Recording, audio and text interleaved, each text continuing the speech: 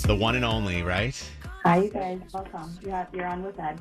Oh, How you guys doing? Ed, how are you? Well, welcome to Detroit. Actually, not in Detroit, but welcome to our show that's on in Detroit. Yeah, nice one. How are you guys? We're doing good. By the way, you had me crying this weekend. In a good way? It was. Well, first off, my favorite song on your album is Visiting Hours. And Oh, man, thank you. my son actually sent it to me. So my son said, Dad, I know you like a good cry. And he said, I think this song would remind you of, Grandma, my mom who died when I was just a kid. Oh, wow. And I listened to the song. I'm like, oh, okay, I'll listen to the song. And I was going to Starbucks. I had to sit in the parking lot of Starbucks for about 30 minutes before to get my eyes to look like I wasn't stoned. But oh, man, thank you.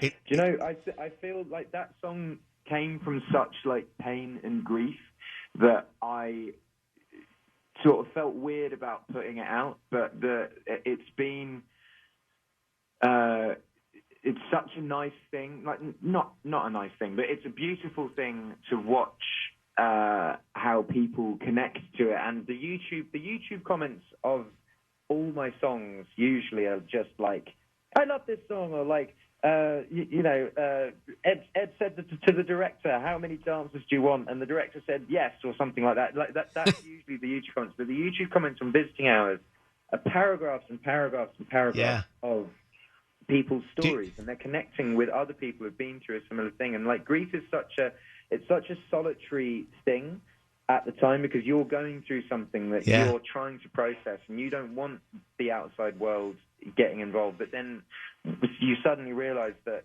I have a friend that lost his mum a year ago, and it was very difficult to sort of speak to him on a level at the time, because I didn't know what he was going through. And as soon as my friend passed away, I remember he came around my house for a pint and spoke about it for the first time, and it was a sort of like mutual understanding of like, I feel your pain too, and I find that releasing this song, and I just feel that from people. I look on the YouTube comments of that song, and it's a beautiful thing. I'm not kidding you when I say this to you. My mom has come to me in dreams almost every single night since listening to your song for the first time.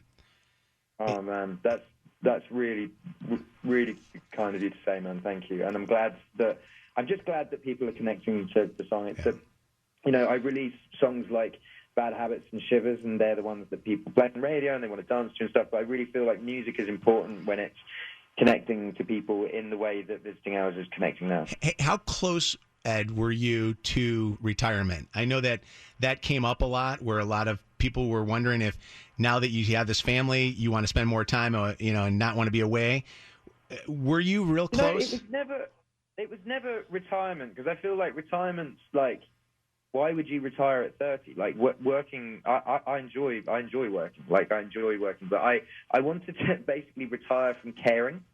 So just, Amen. I care whether people like my music. Like I do as much promo as I can. I sign CDs. I go and tour and blah blah blah. Like I care. Like I really do care if people like my stuff or not.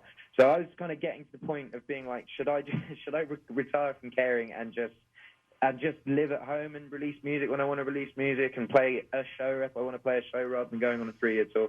And so that was where I was at with it, rather than like, I'm never going to play music again. But I'll tell you, marriage and fatherhood suits you. We saw you at the VMAs looking all dapper in your Versace blazer, and one of the things I noticed that really stood out to me, aside from how happy you look, is it seemed odd to see you backed by a full band. We've seen Ed Sheeran on tour so many times on just you and your guitar and your looping device, and I loved it. I always thought it was great.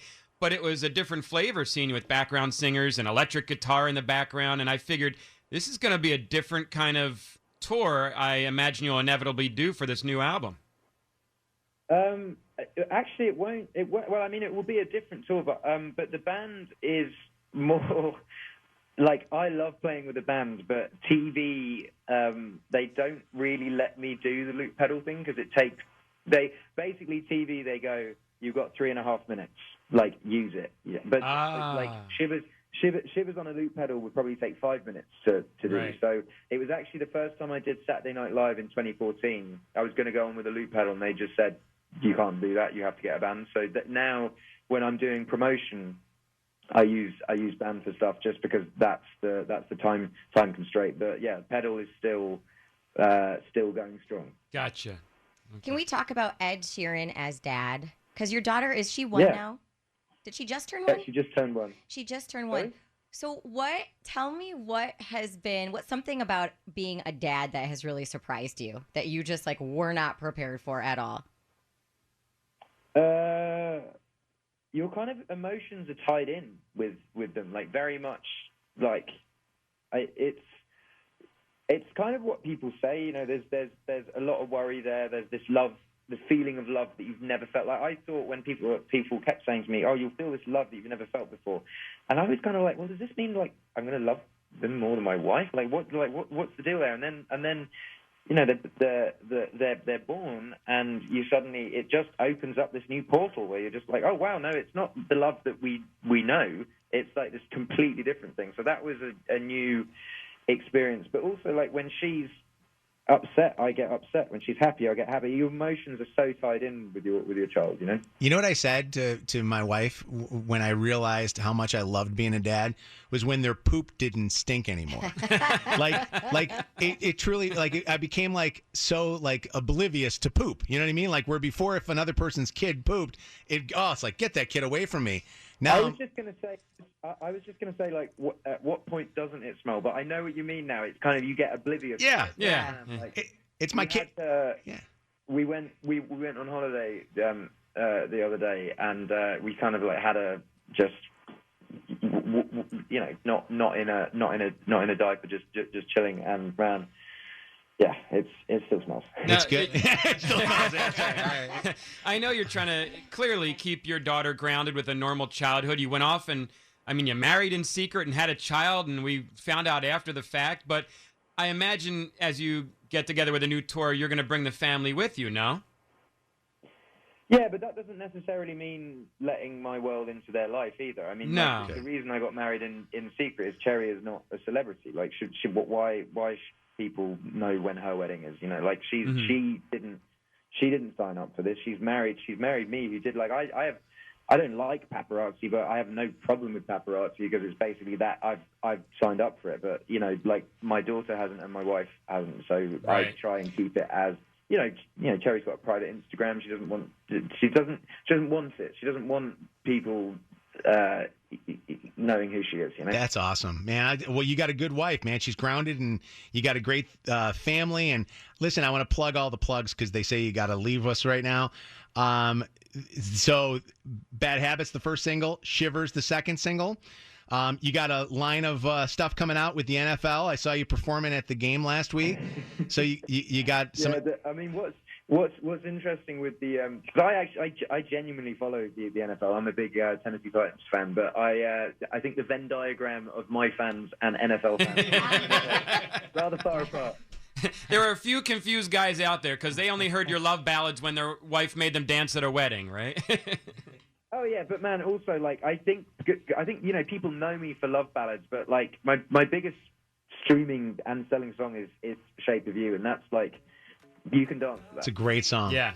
All your music is great, Ed, and I'm telling you, I thank you so much because it bonded me with my son, having him reach out to me and tell me about visiting hours, and I hope that that's a single that you guys release, and if not, I will play it anyway. So. Well, thank you, man. You know what? I don't think we will release it as a single. I think songs like that, you can't let them be ruined by over consumption. And I think singles sometimes people play singles so much that they sort of get sick of them. And I think songs like that need to just exist and be special to people and not get overplayed. You're a wonderful human being, Ed. You're my favorite, my favorite redhead. Thank you so much, man. Thank you. Nice one, guys. I appreciate it. He's just buttering you up so you send him a giant marble penis. That's all. That's right. The guy who makes these marble penises is loving it. Is he selling more now? Yeah, mate, it's this new side business he's got. Every single Friday, he gets his mates around. They have a few beers and they just carve these huge cocks. It's fantastic. Ed, great to have you on the show. Thanks so much for giving us your time. Nice one, guys. Thank you. All right, take care. Ed Sheeran, everybody. Ed Sheeran.